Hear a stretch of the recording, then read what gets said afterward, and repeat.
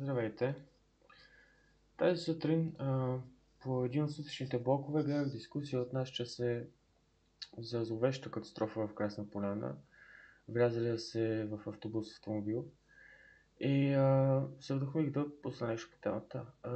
Първо да уточня, че аз не съм шофьор. Харесва ми пеша да си вървя или с градски.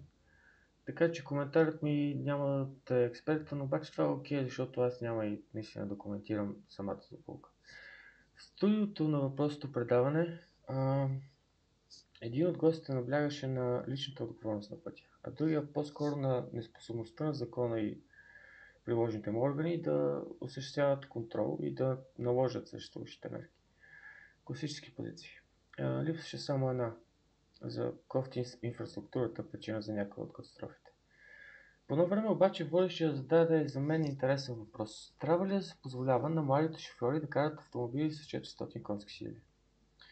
Това, което е интересно на въпроса е не дали трябва да им е позволено, а защо изобщо искат да карат автомобили с 400 конски сили. Тук няма да се спирам на това как престъпният псевдопреход е възпитал поколения в мутаджийство и това колко е готино да си прозбавит с 10 думи в речника.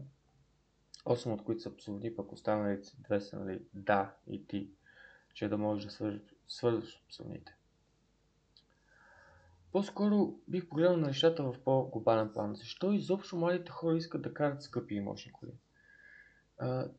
Тук един не много интелигентен левичар би казал нещо в смисъла на доминиращата капиталистическа идеология, която налага на децата ни, че трябва да са максимално най-реализираната в финансов смисъл версия на себе си, че трябва да имат най-новия модел iPhone, най-скъпите Balenciagi.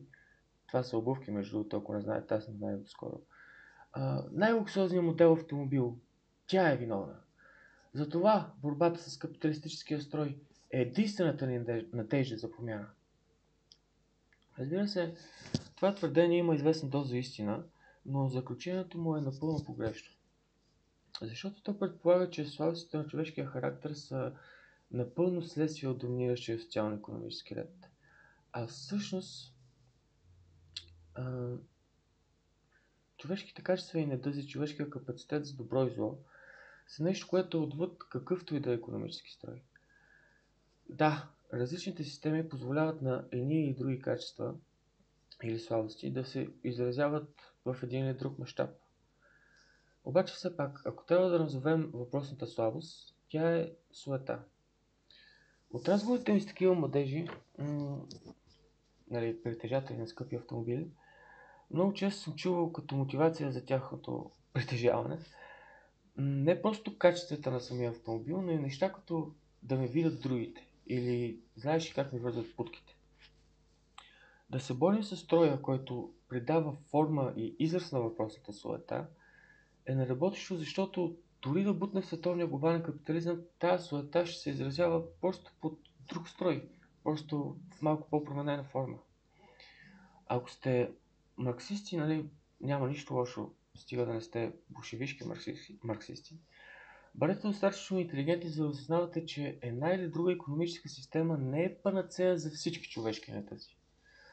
Ако искаме да се борим срещу въпросните слабости, придобиващи форма от икономическия строй, в който се изразяват, трябва да ги нападаме директно, като в същото време ги заместваме с стойност.